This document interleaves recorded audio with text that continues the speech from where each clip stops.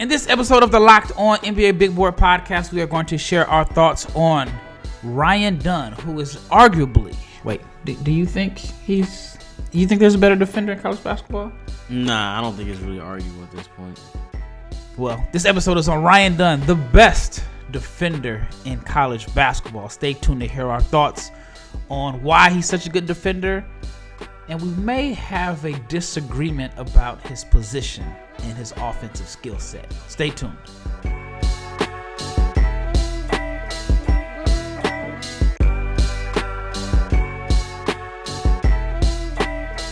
Big shout out to each and every person that has made the Locked On NBA Big Board podcast your first listen of the day. I'm your host, Rafael Barlowe, the director of scouting for NBA Big Board. To my left is my brother James Barlowe, but he's to the right if you're watching on YouTube.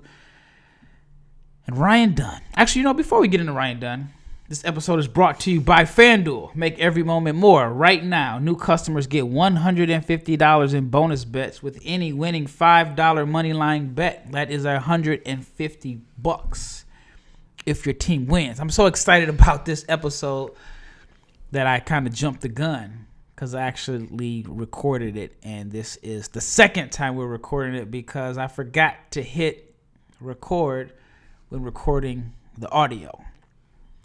So hopefully this one is as good as the first episode. All right, Ryan Dunn. Okay. What do you like about Ryan Dunn? I mean, the obvious, the defense, right? His defensive counting stats right now are... It's like 43 stocks. Yeah. It's ridiculous. So, 2.8, I just want to make sure I'm getting the right one, but they're both 2.8 steals per game, 2.8 blocks per game. So that's almost like six stocks per game. I haven't seen those numbers. Only guy that puts up those type of numbers, Wembanyama, possibly, but I don't even think he put up those type of numbers. As far as stocks, blocks and steals, if you don't know what stocks are. Maybe Chet could do it, but I don't know too many guys that can put up those type of numbers on the defensive end. Yeah, it's crazy. Like he's everywhere on defense. Everywhere. Weak side shot blocker. Yeah. He's blocking his man. He's fronting the post or denying the post, getting steals, coming from all the way across the floor and altering the shot. Defensively, his motor is incredible. I thought Ron Holland had the best motor in this class, but I think Ryan Dunn is up there, at least can rival him as far as just activity and energy and motor and effort. Like the epitome of a multiple effort defender. Yeah, I can see why a lot of people are... Nah, that's not true. I see why he is being talked about right now because in this draft... Hold on. You switched it up, man. I did switch because you know what? As great as he is on defense, he's equally bad, questionable. Maybe bad isn't the right word. Concerning. Yes, he's equally as concerning on the offensive end. And we'll get to that later on. But defensively, I think that he is a special defender. Shout out to Leaf Tulane. Leaf Tulane put me on the Ryan Dunn last year. Leaf watches more college basketball than anyone I know, and I'm saying that as a fact. He watches a lot of Virginia basketball and Stanford basketball. You tripping, Leaf. Shout out to Leaf, man. I can't watch too much Virginia basketball. But he put me on a Ryan Dunn early last year. He said this guy is an NBA level defender, and that's what really made me start paying attention to him. And when I paid attention to him last year, I thought, okay, small sample size, but I believe he was 5 of 16 from 3. And I thought that would be an area that we would see improvement on this year. So far, it's, again, another small sample size. I don't see any improvement in the shot. But what is weird is that he's shooting like 71% from the foul line this year. Last year was like at 50%. But this year he's shooting like 21% from 3. That, again, I know it's early. He can go 3 for 3 one game, and those numbers are going to look a whole lot better. But can he go 3 for 3? That's my question. Do you believe in his upside as a shooter to offset or to make him somewhat of a complete player? See, here's the thing. Like, again, you mentioned 21% from three. We'll just go ahead and say 21% in catch and shoot opportunities. 17% field goal percentage unguarded. So, like, even all by himself on his lonesome in that corner, like, they're not guarding him and he's not making shots. And it's just hard for me to see somebody go from a complete non-shooter to respectable at the NBA level. Unless he's like, I was gonna say Brook Lopez, but I mean, Brook had touch. But Brook had touch no in the threes. paint. He just needed to make an adjustment. Extend his range. Yeah. I mean, I'll give you the numbers: 9.8 points per game, 53% from the floor, 21% from three, 71% from the foul line, 6.4 rebounds, 1 assist, 2.8 blocks, 2.8 steals. Again, the scoring is a lot of. I mean, 10 points a game at Virginia is good. Adjusted. Good. The 53% field goal is fine. He's shooting 2 threes per game. So I wouldn't necessarily say he's like a super reluctant shooter because he is shooting 2 a game. Those be tilted. But 21%. But the free throw percentage is respectable. So do you think that there is upside as a shooter? I can't really tell you if there's upside as a shooter because his splits are so bad. Now again, when you watch the film, the form looks good, right? But the misses are often bad. So it's like, is it Ben Wallace? Because Ben had that. I mean, he had the elbow tucked. It looked feathery. Like if I just showed you a compilation of Ben Wallace free throws, but you did like it was the close up where you didn't see like where the ball went. And you saw him at the free throw line taking his 2 dribbles.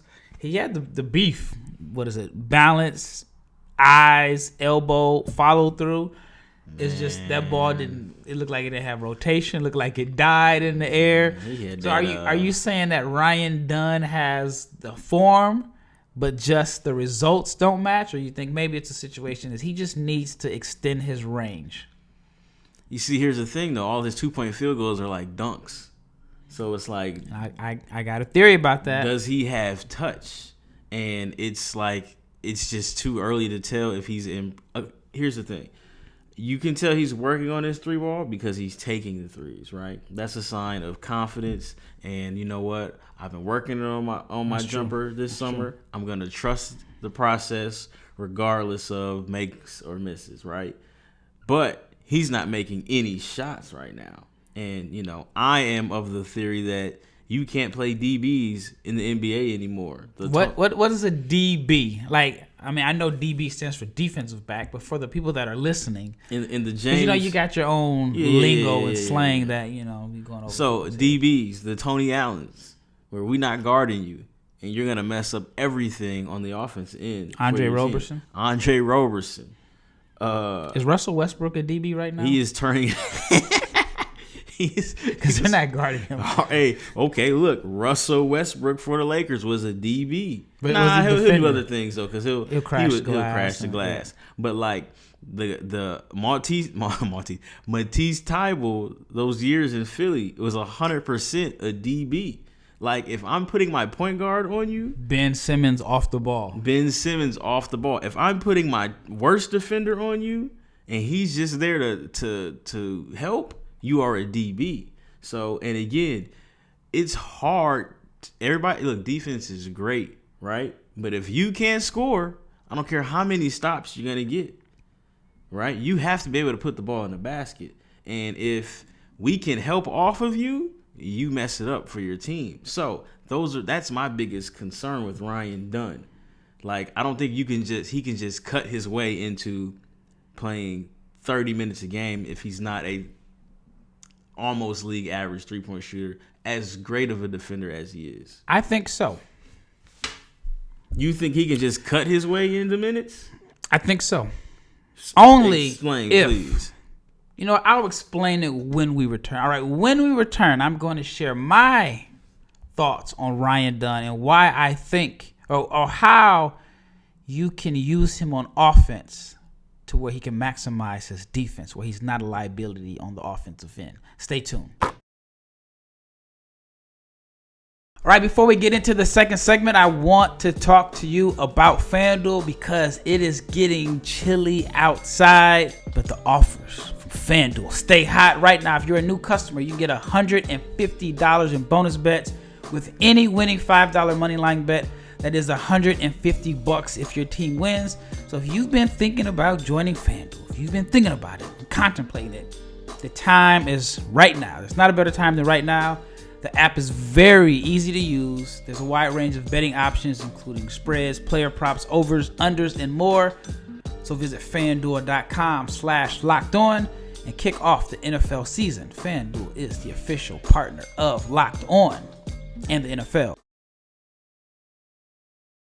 All right, before we get into the second segment, I wanted to talk about Locked On Sports Today, the first 24 hours a day, 7 days a week streaming sports show on YouTube. All day, every day. You have to check it out. Follow Locked On Sports Today. You have all of the analysis from the local Locked On experts, plus the national shows. So go to Locked On Today, Locked On Sports Today on YouTube. Subscribe, and you can watch the Locked On Network 24 hours a day, 7 days a week. Big shout out to David Locke, Locked On Pioneers. All right, we left off talking about Ryan Dunn's offense, and I have questions about this position. So I was trying to think, where does he fit? Because he's 6'8", 216, even though I think he's bigger than what they have him listed at. He seems bigger to me. If not, I think his body can fill out where he can put on more weight easily. He's a really good athlete. He's not a shooter, but he can put the ball on the floor and, maybe 2 dribbles, straight line drives, and he actually looks pretty comfortable doing it.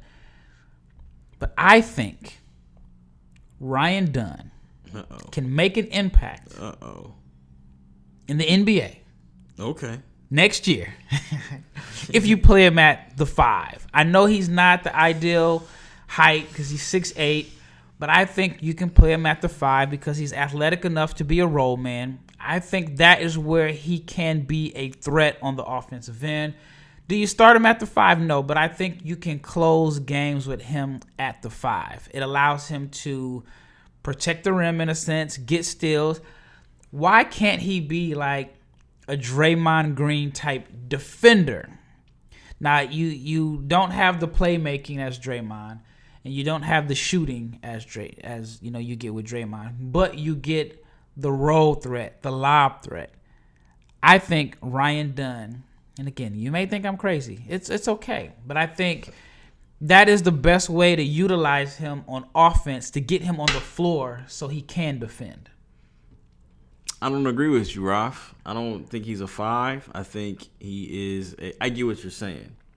Hear me out. But ultimately, I think he's a 4 who needs to shoot 33% from 3 to make it as a starter, heavy minute player with his offensive efficiency. I think that is a long ways away. It is a long ways away, but if you draft him, we'll talk about his draft range soon, but if you draft him, you're drafting him because of his defense. Right. Which means you're probably drafting him because you want to put him on the floor right now. Right.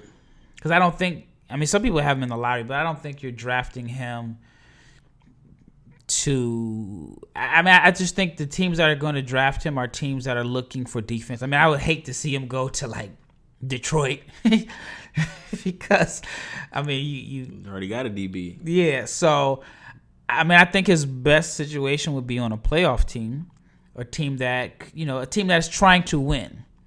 And if you put him on a team that's trying to win, the best way to get him on the floor, in my opinion, is to play him some minutes as a small ball 5 and let him be a roller, and then you can get him on the court as a defender. If you play him at the 4, in my opinion, I think you need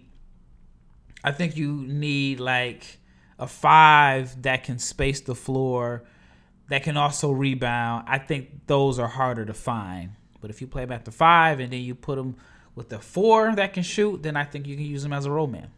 Yeah, I think he's a 4. When I see him, I see Andre Robertson, great defender, terrible shooter, that ultimately, if he can't shoot, he's going to handicap our offense. So you have to surround him with great shooters. He needs to become a better shooter. But I'm saying, like, I think that's a ways away. I don't. You know, you're what I mean? right, but so it's. I just look at the DBs of the past, right? DBs being Tybull, OG Anunoby, Andre. But OG was a better shooter. OG was a better shooter, but in shot college, like he 30. shot 56% from the foul line. But what did he shoot from three? It ended up being 36, but it was in a very, very small sample size. But OG turned himself into an offensive player with hard work, and like I think he's more of an anomaly than the let's go draft a DB, and our player development staff turns him into not just a 3-and-D guy, but like OG can get his own shot in a sense where he's average. I think his best years were like 17 points per game. I don't see that, or actually that's going to be hard to do. Yeah. But Tybull, Robertson, Okoro, he was drafted off of his defense. I didn't agree with that.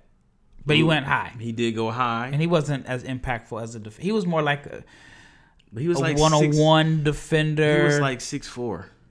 And he went high. That didn't make obviously, sense. You know, in a redraft, he wouldn't go where he went. Right.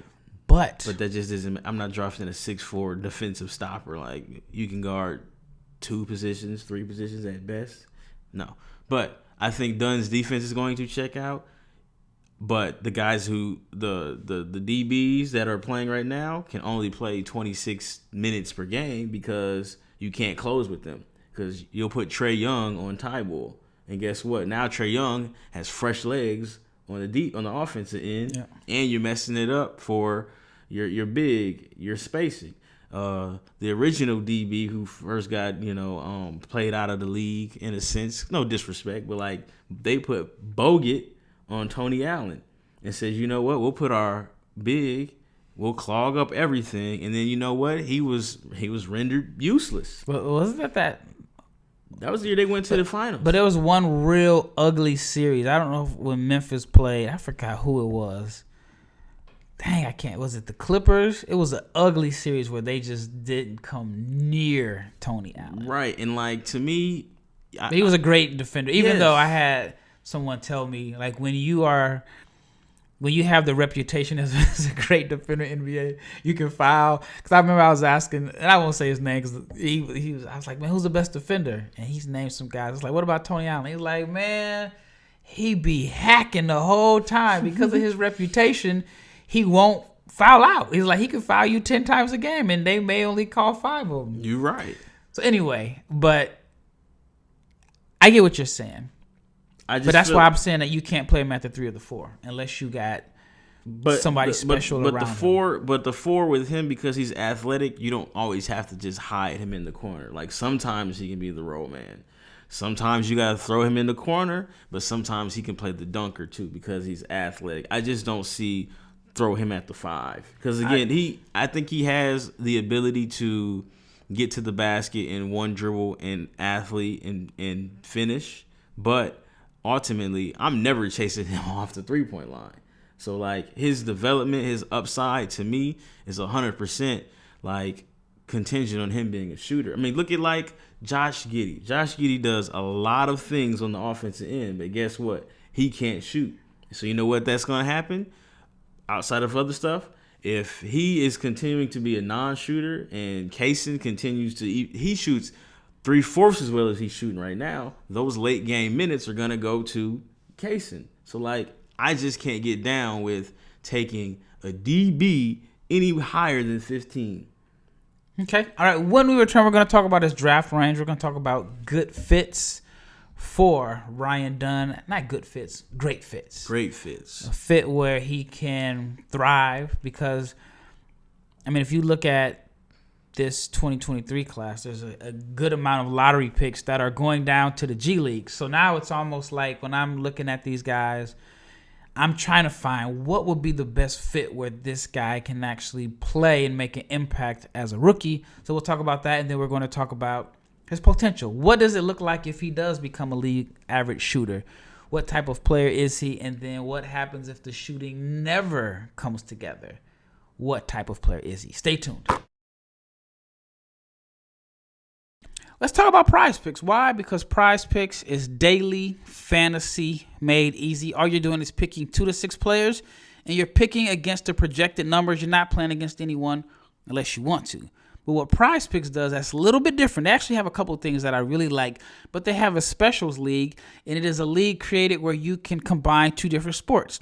So, for example, you can pick LeBron James and Travis Kelce for a combined number of 10.5. That is a combination of 10.5 three-pointers made and receptions. Or if you want to play against someone, you can actually play against Meek Mill. And we have what they call the community plays. And it is a promo on the app, so you can play against some other big names in the PrizePick community plays app. But you have to go to prizepicks.com/LockedOnNBA, and it has to be lowercase. prizepicks.com/LockedOnNBA. And if you go to prizepicks.com/LockedOnNBA, again in lowercase, you can get a first deposit match up to $100. All right, last segment. Let's talk about his draft range. I've seen lottery. I haven't in the first round. I haven't completed my mock yet. Okay. What range do you have him? And what team would be like your ideal team for him? Because I have one that comes to mind. I have 2 teams that come to mind. I'm thinking OKC would be perfect. Again, I know he's a DB, but if you play him at the 4 next to Chet, then it works because Chet can space. Is Josh the floor. Giddey on the floor? I think Josh Giddey is not going to be in Oklahoma City too much longer. I think he's the piece that gets moved outside of. You thought that before? No, I'm talking about basketball. Even with his situation, I think he's the piece that gets moved. Because I started seeing people talk about that on Twitter before this. Before the news came out, the minutes were starting to trend down. Because look, Isaiah Joe got a burner, right? So you can play Isaiah Joe. Kaysen is shooting ridiculously high from the 3-point line. So you're not getting the same playmaking with Kaysen, but you're getting another defender out there who's making shots, who can guard 1 through 3. So it's and at the end of the day, at the end of the game, SGA needs space. Yep. So if Josh Giddey can't make a 3-pointer, right, and he's getting booed too. Yeah, I was at the Mavs game Saturday night, and you could tell it was getting to him, but he kept shooting though. He kept shooting. I think he was like 4 for 13, but he kept shooting.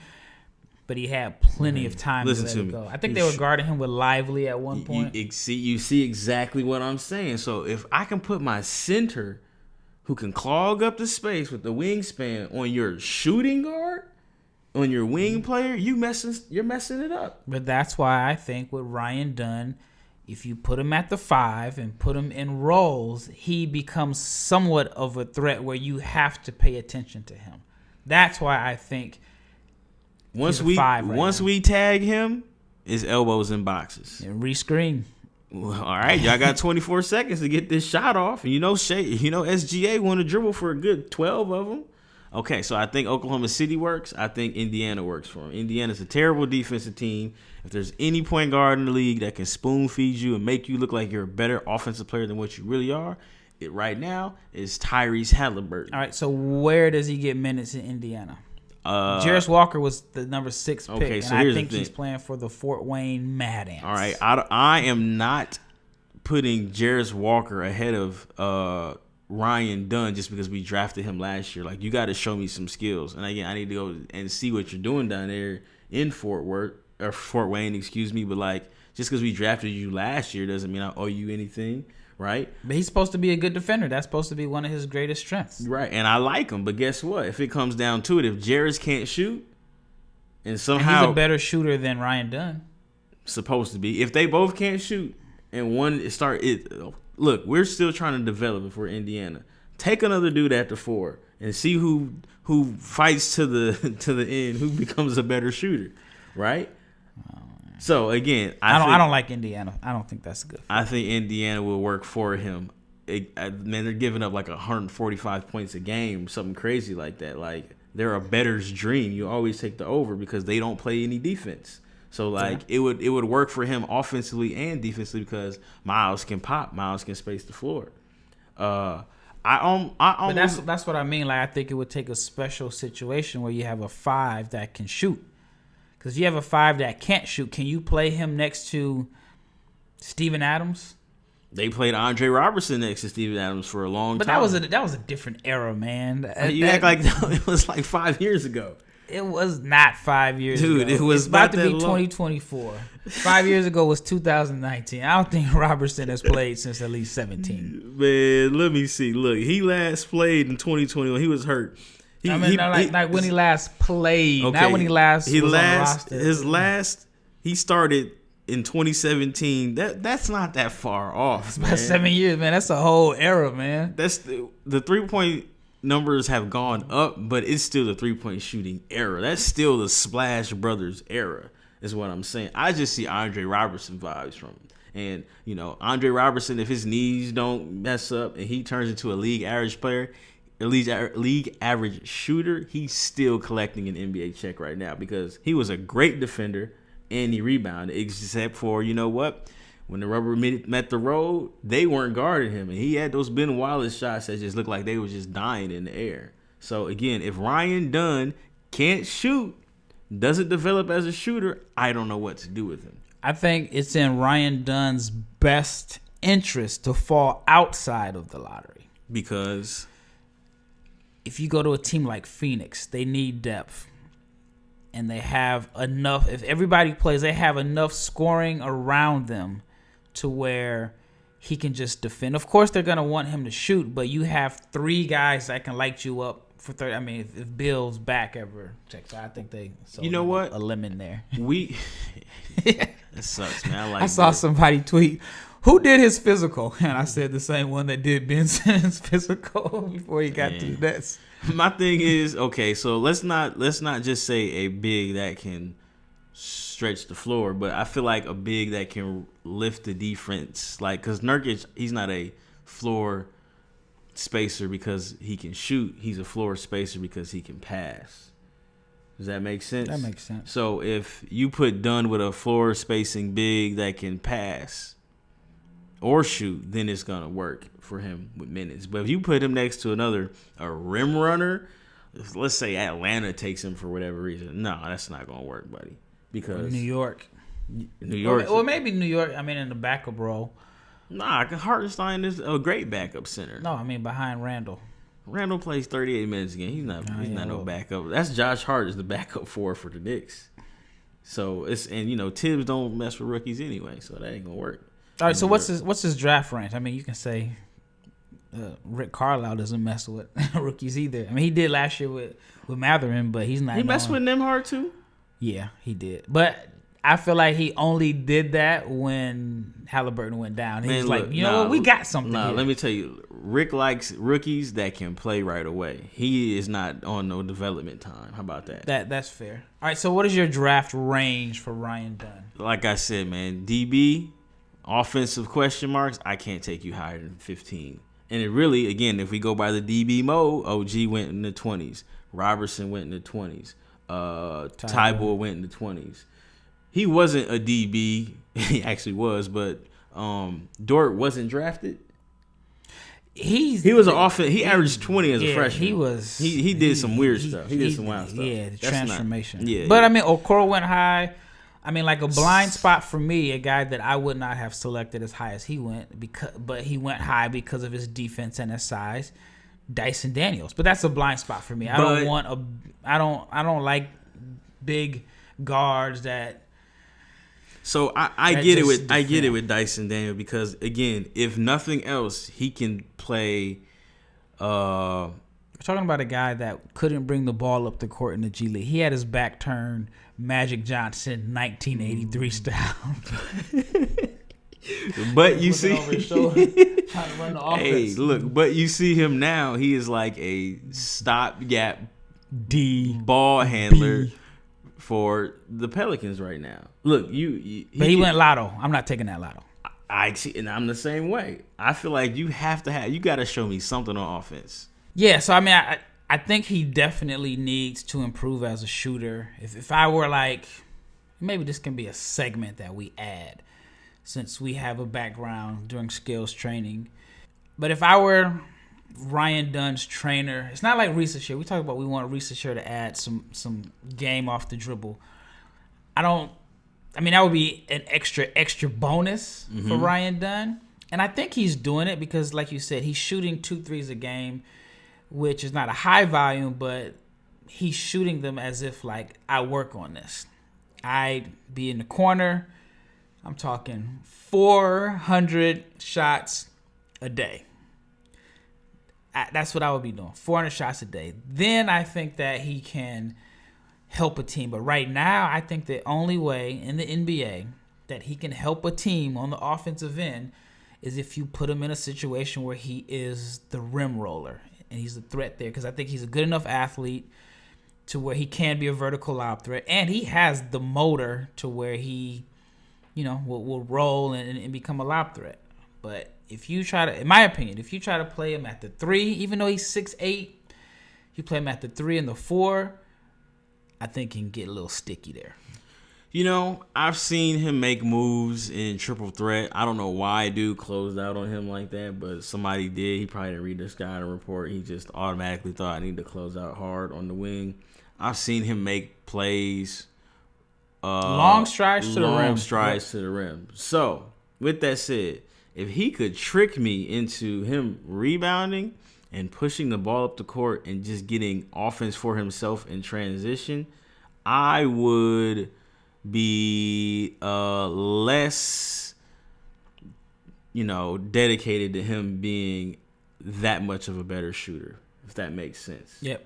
If you can show me more offense, I can give you somewhat of a pass. Or I can extend my window of you needing to become a better shooter. Yeah, I think it's all going to depend on his shooting, because if he does become a shooter that you have to close out for, he has a 2-dribble, get to the rim.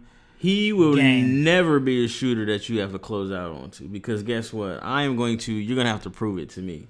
I'm going to dare you to shoot. It's going to take years. I do think it's going to take years. Like, I look at, I live in Dallas. I go to every Mavs home game when I'm in town. Look at Derrick Jones Jr. He is standing in the corner. He's wide open. I think he took like 13 threes a couple of days ago, or 10 threes or something like that. But it took time.